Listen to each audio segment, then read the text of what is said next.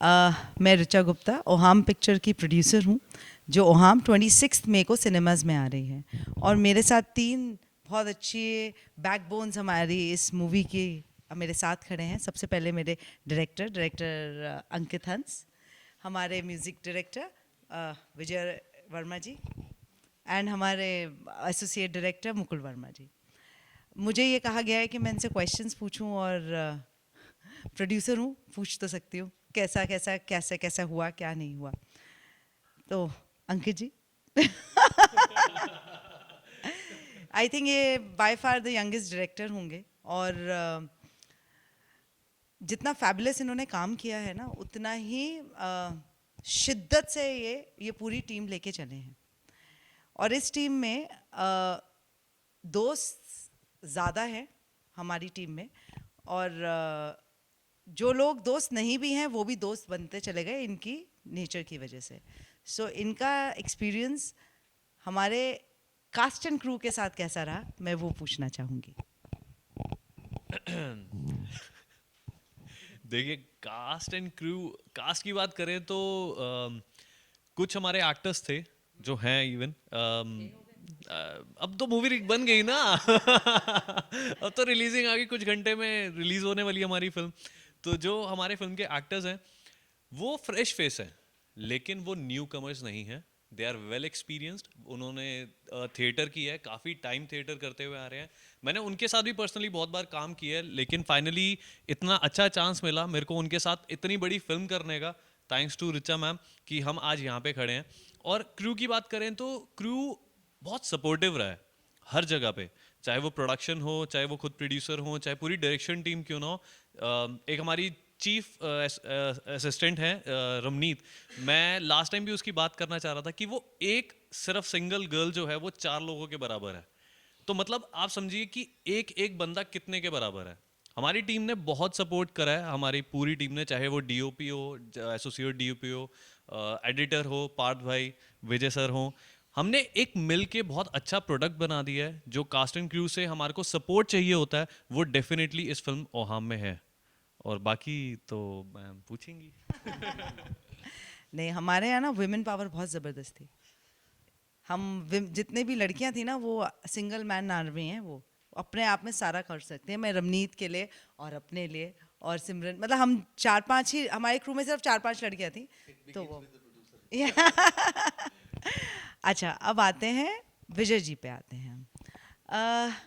मैं विजय जी से जब पहले दिन मिलने आई थी, और शायद मैंने जब बात रखी थी, तो इन्होंने मुझे कहा था कि मैम आप इमोशनल हो गई थी। प्रॉब्लम यह है कि हम सब जने इतने ज़्यादा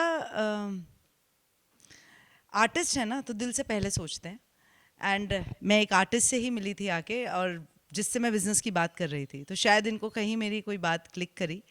एंड इन्होंने मुझे 6 महीने रोज़ अपने पोस्ट हाउस में आते जाते, वहाँ बैठे पैनेट्री में बैठे हुए देखा है। मैं सिर्फ ये पूछना चाहूँगी विजय जी से, गाने आपने कंपोज करे, yes, as a human being आप बहुत ही अच्छे हैं, बट आपको हम लोगों के साथ कैसा लगा, मुझे ये जानना है।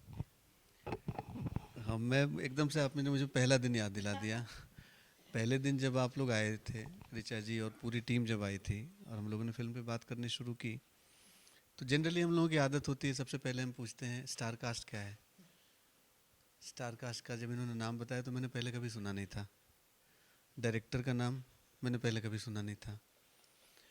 अच्छा, आपने क्या किया मैम, पहले कभी सुना नहीं था। फिर हम लोग बातें करना शुरू किए एज ए ह्यूमन बीइंग। हम लोग ऐसे ही, पता नहीं था हम इस प्रोजेक्ट पे काम कर रहे हैं, साथ में नहीं कर रहे हैं, कुछ भी पता नहीं था। हम सिर्फ मिले थे एक दोस्त के रेफरेंस से और हमने बात करना शुरू किया। लेकिन उसके बाद के 30 मिनट में मुझे लगा कि यार, मैं थोड़ा सा एक स्पिरिचुअल ट्रिगर कुछ सालों पहले मुझे हुआ था, तो अब वो इंट्यूटिवनेस है थोड़ी सी, थोड़ी बातें समझ में आती हैं पहले। तो मैं खुद ही थोड़ा परप्लेक्स्ड हो गया था एंड शी गॉट इमोशनल। मैंने इनको कहा कि चाहे कुछ भी हो जाए, ये फिल्म अच्छी बनेगी। फिल्म भी देखते हैं, हम फिल्म देखने के बाद डेफिनेटली हम उस पर बात करेंगे। हमने भी बहुत सारे इनपुट्स देने की कोशिश की, खूब लड़ाइयाँ की, ये मत करो, ये करो, है ना। बहुत सारे लोगों को बहुत सताया मैंने, है ना, सब चीज़ों में पोस्ट प्रोडक्शन के दौरान। ओवरऑल जो फीलिंग ये थी कि जब ये चली गई उसके बाद जो कुछ टेक्नीशियंस जो रह गए थे हमारे साथ, जो यहाँ पे हायर होने थे, जैसे एडिटर पार्थ और बाकी दूसरे लोग, अमित तुली जो पीआर देख रहे हैं, वो भी मेरे छोटे भाई की तरह हैं। हम लोग बाहर गेट पे इस बिल्डिंग के खड़े होकर बात कर रहे थे, सबके मुंह से एक ही साथ एक लाइन निकली थी कि यार अच्छे लोग हैं। आधा काम समझिए वहीं हो गया था, क्योंकि मैं थोड़ा समय लेके आपको ना क्रिकेट का एक किस्सा सुनाता हूँ। 83 वर्ल्ड कप की शायद बात है ये। चेतन शर्मा एक बॉलर थे, इंडिया के पहले बॉलर जिनको हैट्रिक मिला था वर्ल्ड कप के किसी लीग मैच में। पहला बॉल डाला, विकेट मिल गया, दूसरा बॉल डाला, विकेट मिल गया। तीसरे बॉल के पहले कपिल पाजी के पास गए जो कैप्टन थे मैदान में, और उन्होंने पूछा कि पाजी कुछ आइडिया दो, क्या करूं, हो सकता है हैट्रिक हो जाए, यू नेवर नो। तो कपिल पाजी ने कहा, देख सामने जो बैट्समैन है ना, वो तेरी हर गुगली खेलने में सक्षम है, तो तू ना गुगली मत डालियो, सीधी बॉल डाल, विकेट मिलेगा। मुझे वो लाइन ना कभी भूलती नहीं है, चेतन शर्मा का वो इंटरव्यू कभी भूलता नहीं। मेरे पास कहीं कटिंग रखी होगी, इनको देख के मुझे लगा ये लोग सीधी बॉल डालने वाले लोग हैं, इनको विकेट मिलेगा। और ये बात मैं आज रिलीज पे है, कुछ घंटों बाद फिल्म रिलीज होने वाली है, मैं फिर कह रहा हूँ इनको विकेट मिलेगा। Thank you. क्या बात है, विकेट लेके ही जाएंगे हम लोग, वो किल्ली बोलते हैं ना वो चीज़। नेक्स्ट मैं मुकुल जी पे आती हूँ।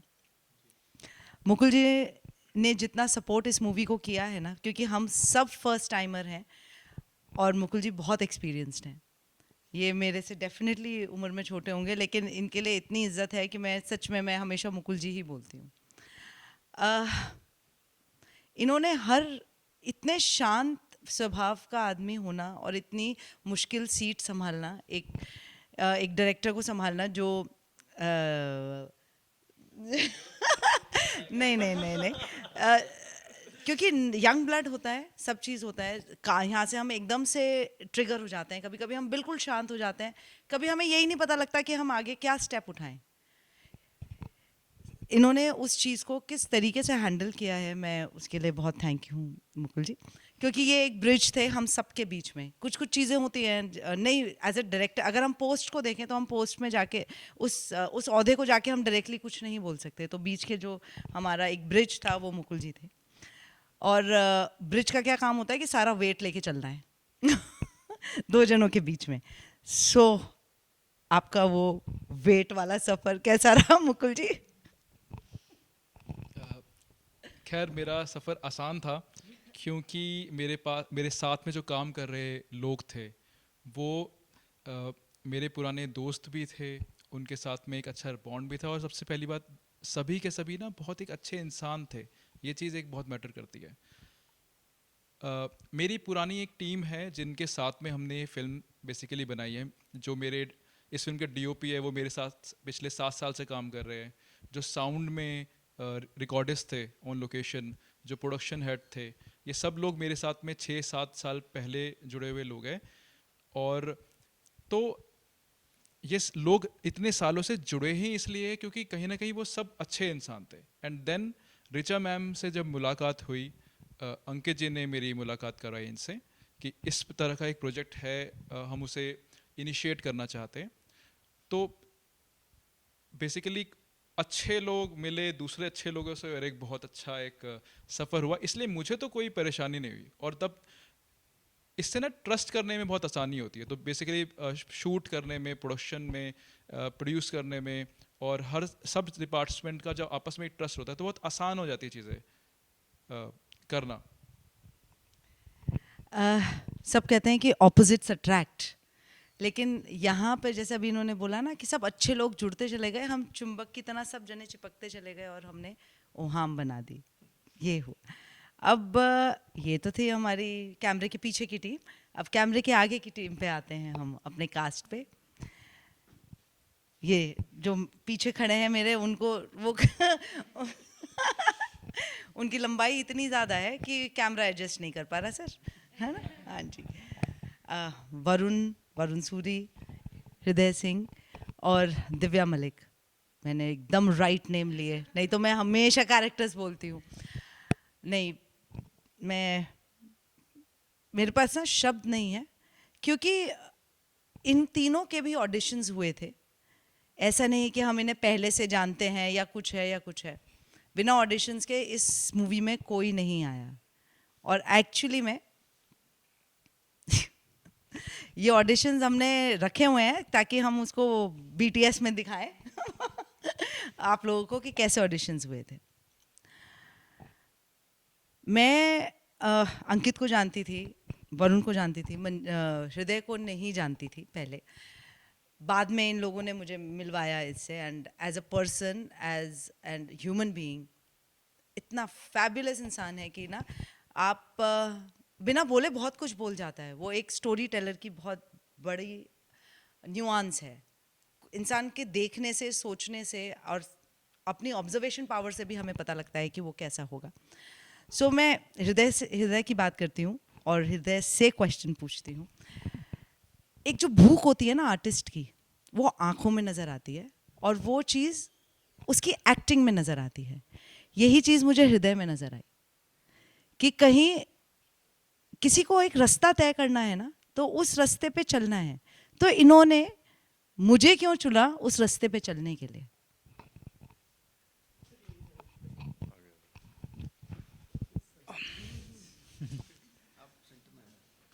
मैम सबसे पहले तो मैं आपको चुनने वाला कोई भी नहीं हूँ और दिल से मैम दिल को चुन ही लेता है. दो प्यार करने वाले, एक जैसी सोच रखने वाले, एक जैसे लोग मिल ही जाते हैं. यही वजह है कि आज हम जो लोग खड़े हैं, कहीं ना कहीं हम सभी अच्छे लोग हैं. इसीलिए हमारी आपस में बनी, बहुत अच्छी बनी और हम इस फिल्म को पूरा कर पाए. तो मैम का ये कहना बहुत बड़ी बात है कि मुझे कैसे चुना. मैंने नहीं चुना मैम, आपने हमें चुना. वरना सपने देखने वाले तो लाखों करोड़ों लोग हैं इस दुनिया में मैम, लेकिन उनको सपने को पूरा करने वाले का दम मैम आपने दिखाया. आपकी वजह से आज ये माइक मेरे हाथ में है. और मेरा शायद जब से मैंने होश संभाला होगा, मैं एक्टर ही बनना चाहता था. बिना पता हुए भी मुझे पता था कि मुझे एक्टर ही बनना है. इसी वजह से शायद कभी कभी मेरी आंखों में वो चीज़ दिख जाती है. और मैं अकेला भी नहीं हूँ दुनिया में ऐसा जो एक्टर बनना चाहता है. बट मैम सीरियसली मुझे नहीं लगा था कि आप इस फिल्म को जो हमने सोचा था इस लेवल तक लेके चले जाएंगी कि जहाँ पर मैं आपके साथ खड़ा हूँगा, अपने दोस्तों के साथ खड़ा हूँगा और विजय सर के साथ खड़ा हूँगा. Ma'am thank you so much ma'am. Thank you तो है, लेकिन थैंक यू मैं भी करूँगी क्योंकि सीरियसली कह रही हूँ, मैं आप लोगों के लिए एक बहुत ज़बरदस्त एक्टर लेके आ रही हूँ. इनकी एक्टिंग में इतनी जान है कि आप देख के मेरी बात को टिक करेंगे. अब हम वरुण जी पे आते हैं. ये एक थिएटर आर्टिस्ट हैं और इन्होंने बहुत मुझे ना अपने कृष्ण के एक्ट्स और वो सब बहुत दिखाए हैं, सुनाए भी हैं. अगेन मैं वही बात है कि भूख, इंसान की भूख उसको कहीं पहुंचाती है, उसको पाने की जो लालसा होती है ना, और वो शायद जाके कहते हैं ना दिल से कोई चीज़ मांगो तो हमेशा मिलती है वो चीज़. शायद इनके साथ वो चीज़ हुई है. ये जितने इनका जो किरदार है ना, वो पुलिस वाले का ज़रूर है, लेकिन वो हमें पुलिस वाला बहुत सौम्य चाहिए था, बहुत ज़्यादा. वो बात बात पे चीज़ें नहीं फेंकता, बात बात पे मारता नहीं है, बात बात पे गाली नहीं देता है. तो इनकी जो वो क्वालिटी थी, इसलिए ये यशवंत के लिए चुने गए. ठीक बोला ना डायरेक्टर साहब, है ना? मैं आपसे ये पूछना चाहूँगी, अगर आपको इस मूवी में पुलिस वाले का रोल नहीं मिलता, बहुत सारे कैरेक्टर्स हैं, तो आप कौन सा कैरेक्टर करना चाहते हैं? सबसे पहले तो थैंक यू मैम, आपने ये प्रोजेक्ट हमें दिया, मतलब मुझे, अंकित और हृदय को. क्योंकि हम 2010 से हम तकरीबन तीनों साथ में हैं और अलग अलग अपनी स्ट्रगल, अपना अपना संघर्ष जारी था अलग अलग फील्ड में, नॉट इन एक्टिंग ओनली. लेकिन जब हम सब अलग अलग फील्ड में थे, लेकिन हमें एक्टिंग ने ही जोड़ के रखा हुआ था. और हम इतने टाइम से काम कर रहे थे, छोटे बड़े अच्छे बुरे जैसा भी काम था हम कर रहे थे और हम सरवाइव कर रहे थे. सडनली उस समुंदर के अंदर हमारी छोटी सी नाव को आपने एक बड़े से जहाज के को बनाकर हमें सहारा दिया और हमें ये मूवी दी. इसके लिए दिल से थैंक यू मैम. और रही बात किरदार की, मुझे ना पर्सनली चेतन किरदार बहुत पसंद था क्योंकि वो दोस्ती वाला किरदार था. और मैंने बचपन से लेके जितनी भी मूवीज़ देखी ना, और जो मुझे पर्सनली पसंद है वो दोस्ती के ऊपर ही पसंद है. चाहे मुकद्दर का सिकंदर हो, शोले हो, और जितनी भी बच्चन जी की मोस्टली मूवीज़ रही, फिर उसके बाद बहुत सारी ऐसी मूवी थी, अंदाज अपना अपना, हेरा फेरी, ऐसी बहुत सारी मूवीज़ हैं जो मुझे बहुत पसंद है। दोस्ती एक बहुत अच्छा फैक्टर रहता है मेरी लाइफ में, रहा है। तो मुझे चेतन किरदार बहुत पसंद था, लेकिन उस चेतन किरदार में इतने लेयर्स हैं, उसको निभाना भी आसान नहीं था। तो मुझे यशवंत ही बेटर लगा। और इसके ऊपर जिसने सबसे ज़्यादा काम किया वो अंकित हंस ने किया है और हृदय ने किया है।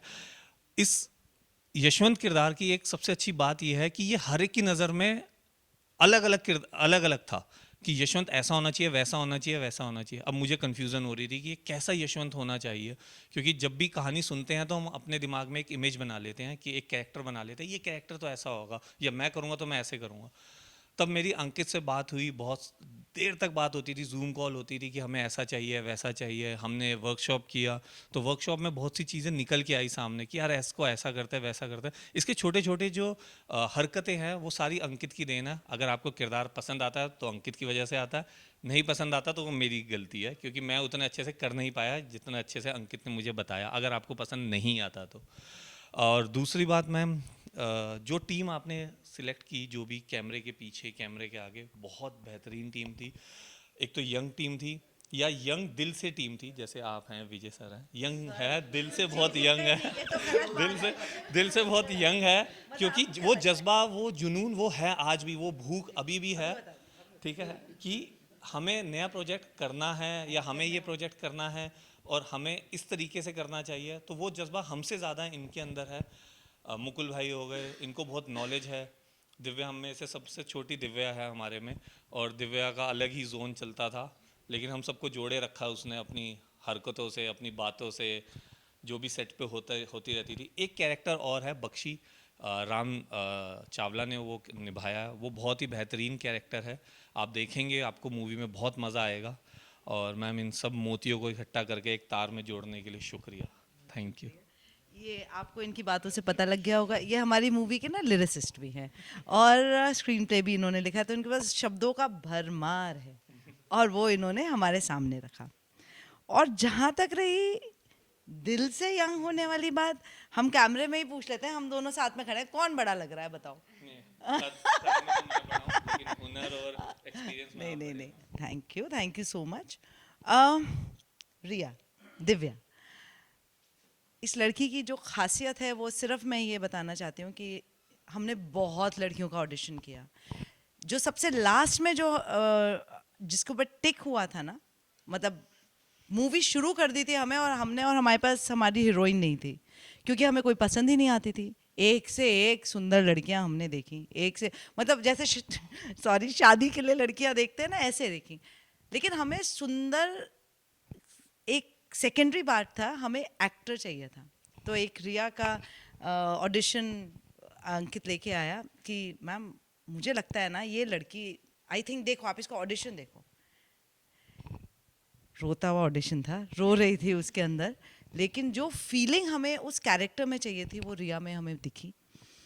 She is quite young, very young, but जितना मेच्योर्डली इन्होंने उस कैरेक्टर को निभाया है, और जो आप लोग जब मूवी देखेंगे ना आप उससे कनेक्ट कर जाएंगे। मतलब इट्स फैबुलस, बहुत ब्यूटीफुली इन्होंने काम किया है।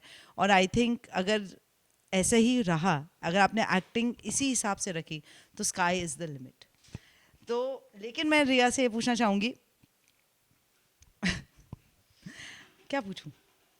देखो सब मुझे बोलते हैं मैं रिया के लिए बायस्ड हूँ सारे, इसलिए देखिए नहीं, सच बड़ी अच्छी बहुत है।